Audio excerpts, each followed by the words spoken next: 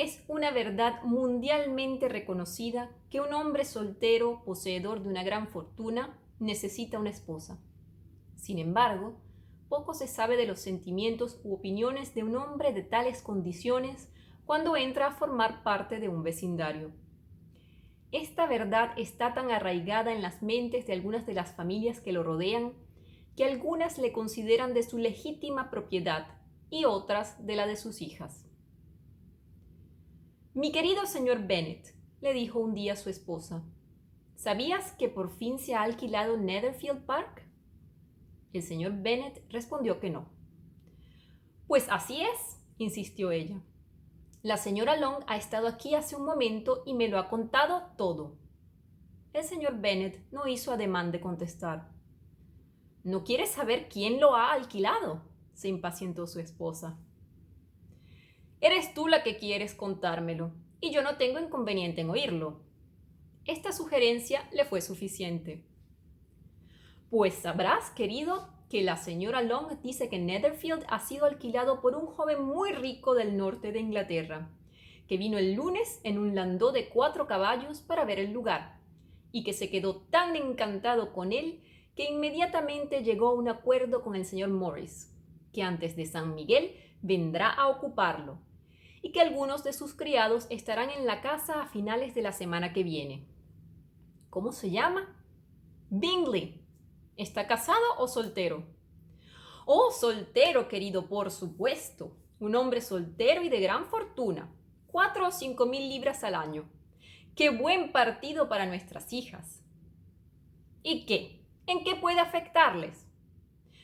Mi querido señor Bennet, contestó su esposa, ¿cómo puede ser tan ingenuo? Debes saber que estoy pensando en casarlo con una de ellas. Ese es el motivo que le ha traído. ¿Motivo? ¡Tonterías! ¿Cómo puedes decir eso? Es muy posible que se enamore de una de ellas, y por eso debes ir a visitarlo tan pronto como llegue. No veo la razón para ello. Puedes ir tú con las muchachas o mandarlas a ellas solas, que tal vez sea mejor. Como tú eres tan guapa como cualquiera de ellas, a lo mejor el señor Bingley te prefiere a ti. Querido, me adulas. Es verdad que en un tiempo no estuve nada mal, pero ahora no puedo pretender ser nada fuera de lo común. Cuando una mujer tiene 5 hijas creciditas, debe dejar de pensar en su propia belleza. En tales casos, a la mayoría de las mujeres no les queda mucha belleza en qué pensar. Bueno, querido, de verdad, tienes que ir a visitar al señor Bingley en cuanto se instale en el vecindario. No te lo garantizo. Pero piensa en tus hijas. Date cuenta del partido que sería para una de ellas. Sir William y Lady Lucas están decididos a ir, y solo con ese propósito. Ya sabes que normalmente no visitan a los nuevos vecinos. De veras, debes ir, porque para nosotras será imposible visitarlos si tú no lo haces. Eres demasiado comedida. Estoy seguro de que el señor Bingley se alegrará mucho de veros, y tú le llevarás unas líneas de mi parte para asegurarle que cuenta con mi más sincero consentimiento para que contraiga matrimonio con una de ellas, aunque pondré alguna palabra en favor de mi pequeña Lizzie. Me niego a que hagas tal cosa. Lizzie no es en nada mejor que las otras. No es ni la mitad de guapa que Jane, ni la mitad de alegre que Lydia. Pero tú siempre la prefieres a ella. Ninguna de las 3 es muy recomendable, le respondió. Son tan tontas e ignorantes como las demás muchachas. Pero Lizzie tiene algo más de agudeza que sus hermanas. Señor Bennet, ¿cómo puedes hablar así de tus hijas? Te encanta disgustarme. No tienes compasión de mis pobres nervios. Te equivocas, querida. Les tengo mucho respeto a tus nervios. Son viejos amigos míos. Hace por lo menos 20 años que te oigo mencionarlos con mucha consideración. No sabes cuánto sufro. Pero te pondrás bien y vivirás para ver venir a este lugar a muchos jóvenes de esos de 4.000 libras al año. No serviría de nada si viniesen esos 20 jóvenes y no fueras a visitarlos. Sí depende de eso, querida. En cuanto estén aquí los 20, los visitaré a todos. Este es el famoso inicio de Orgullo y Prejuicio. novela que ha sido llevada varias veces al cine y a la televisión en la actualidad, pero que fue rechazada en 1797 y tuvo que esperar 12 años para ser publicada.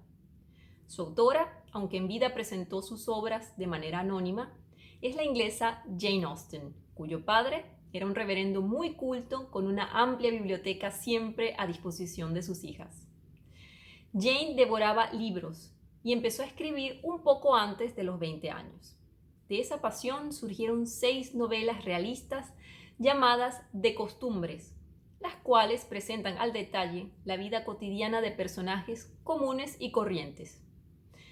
Hoy esto nos parece muy natural, pero en la época de Austen era una novedad.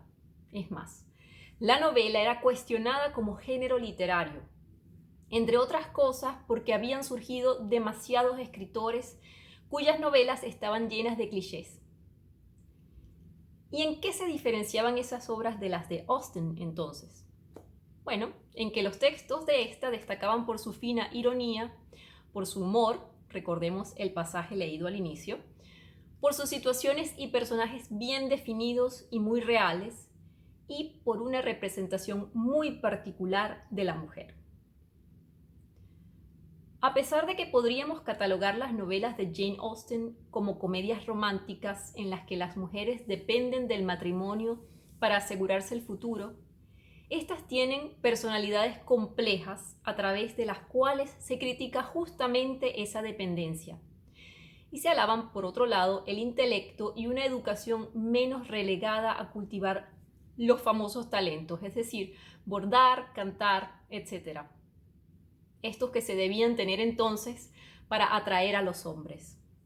Otro aspecto que hace a Jane Austen una gran autora es que sus novelas nos dan lecciones sobre ética, civilidad, igualdad, no por medio de sermones explícitos en sus libros, sino a través de las cosas que les pasan a sus personajes. Y yo diría que la buena literatura se trata precisamente de esto.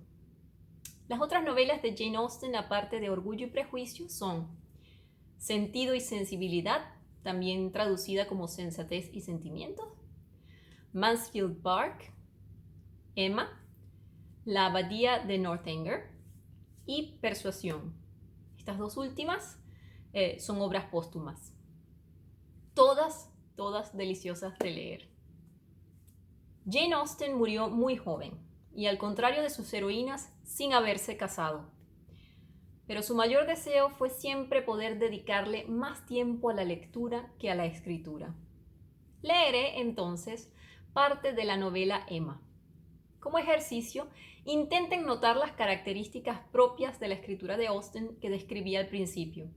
Como reto, les propongo nombrar alguna película basada en la obra de nuestra autora. No olviden citar el año, los actores, el director, etc. A ustedes, buena lectura. La señorita Taylor había estado 16 años con la familia del señor Woodhouse, más como amiga que como institutriz, y muy encariñada con las dos hijas, pero sobre todo con Emma. La intimidad que había entre ellas era más de hermanas que de otra cosa. Aún antes de que la señorita Taylor cesara en sus funciones nominales de institutriz, la blandura de su carácter raras veces le permitía imponer una prohibición. Y entonces, que hacía ya tiempo que había desaparecido la sombra de su autoridad, habían seguido viviendo juntas como amigas, muy unidas la una a la otra, y Emma haciendo siempre lo que quería, teniendo en gran estima el criterio de la señorita Taylor, pero rigiéndose fundamentalmente por el suyo propio. Lo cierto era que los verdaderos peligros de la situación de Emma eran, de una parte, que en todo podía ser su voluntad, y de otra, que era propensa a tener una idea demasiado buena de sí misma. Estas eran las desventajas que amenazaban mezclarse con sus muchas cualidades. Sin embargo, por el momento el peligro era tan imperceptible que en modo alguno podían considerarse como inconvenientes suyos. Llegó la contrariedad, una pequeña contrariedad, sin que ello la turbara en absoluto de un modo demasiado visible. La señorita Taylor se casó. Perder a la señorita Taylor fue el primero de sus sinsabores, y fue el día de la boda de su querida amiga cuando Emma empezó a alimentar sombríos pensamientos de cierta importancia. Terminada la boda, y cuando ya se hubieron ido los invitados, su padre y ella se sentaron a cenar, solos, sin un tercero que alegrase la larga velada. Después de la cena, su padre se dispuso a dormir, como de costumbre, y a Emma no le quedó más que ponerse a pensar en lo que había perdido. La boda parecía prometer toda suerte de dichas a su amiga. El señor Weston era un hombre de reputación intachable, posición desahogada, edad conveniente y agradables maneras. Y había algo de satisfacción en el pensar con qué desinterés, con qué generosa amistad ella había siempre deseado y alentado esta unión. Pero la mañana siguiente fue triste. La ausencia de la señorita Taylor iba a sentirse a todas horas y en todos los días. Recordaba el cariño que le había profesado, el cariño, el afecto de 16 años, cómo la había educado y cómo había jugado con ella desde que tenía 5 años, cómo no había escatimado esfuerzos para atraérsela y distraerla cuando estaba sana, y cómo la había cuidado cuando habían llegado las diversas enfermedades de la niñez. Tenía con ella una gran deuda de gratitud, pero el período de los últimos 7 años, la igualdad de condiciones y la total intimidad que habían seguido a la boda de Isabela, cuando ambas quedaron solas con su padre, tenía recuerdos aún más queridos, más entrañables. Había sido una amiga y una compañera como pocas existen, inteligente, instruida, servicial, afectuosa, conociendo todas las costumbres de la familia, compenetrada con todas sus inquietudes y sobre todo preocupada por ella, por todas sus ilusiones y por todos sus proyectos.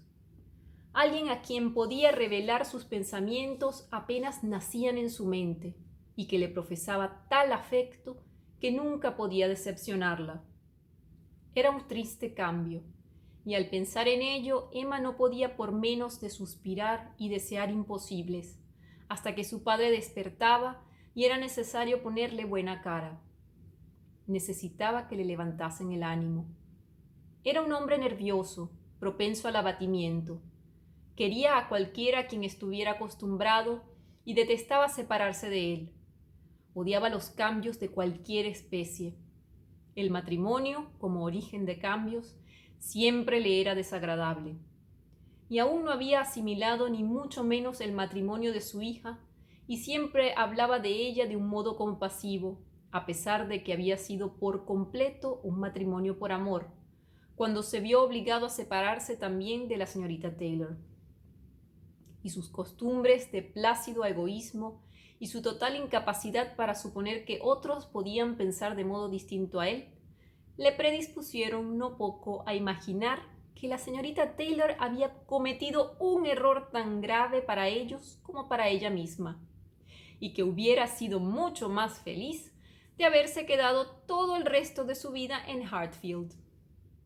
Emma sonreía y se esforzaba porque su charla fuera lo más animada posible para apartarle de estos pensamientos.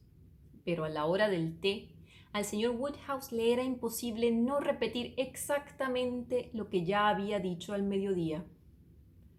Pobre señorita Taylor, me gustaría que pudiera volver con nosotros. Qué lástima que al señor Weston se le ocurriera pensar en ella.